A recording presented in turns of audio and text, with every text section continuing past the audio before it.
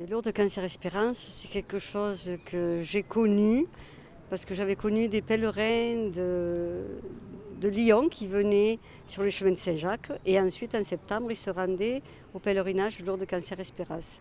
En passant chez nous en Lozère, à Saint-Alban, on les a accueillis à la paroisse puisqu'ils étaient tous fatigués. On est allé les chercher en voiture pour finir le trajet.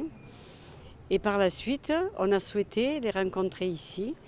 Et donc on faisait à l'époque des stages pour s'engager au niveau de l'hospitalité au mois de juin.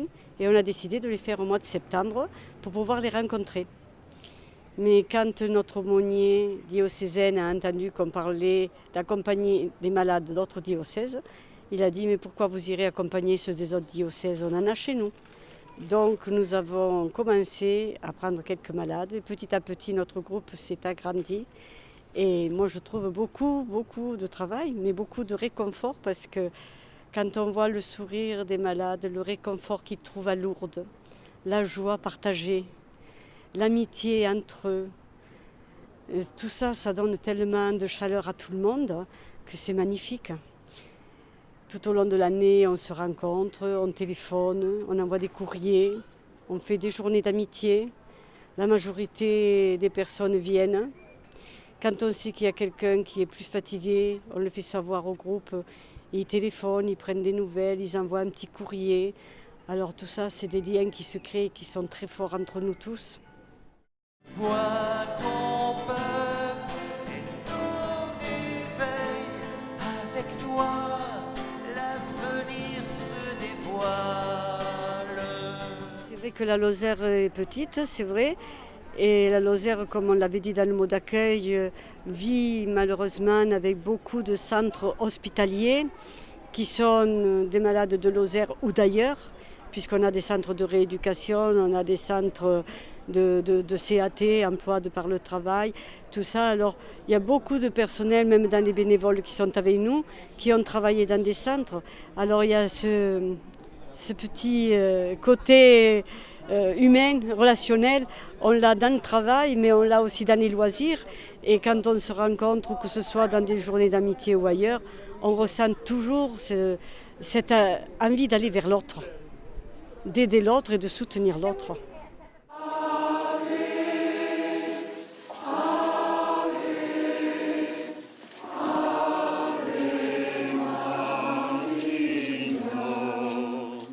Tout temps, j'ai entendu parler de la Vierge Marie à la maison, parce que quand je suis née très petite et j'étais à 1,5 kg.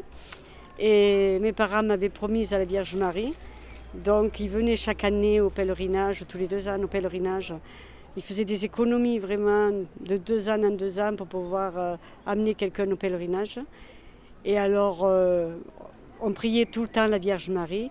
Et moi c'est vrai que dès que je sens un souci familial ou alors des malades plus fatigués, je prie énormément la Vierge Marie. Même la nuit, je me réveille, de suite je dis 2 ou 3 je vous salue au nom de tel ou tel malade ou au nom de telle ou telle situation difficile.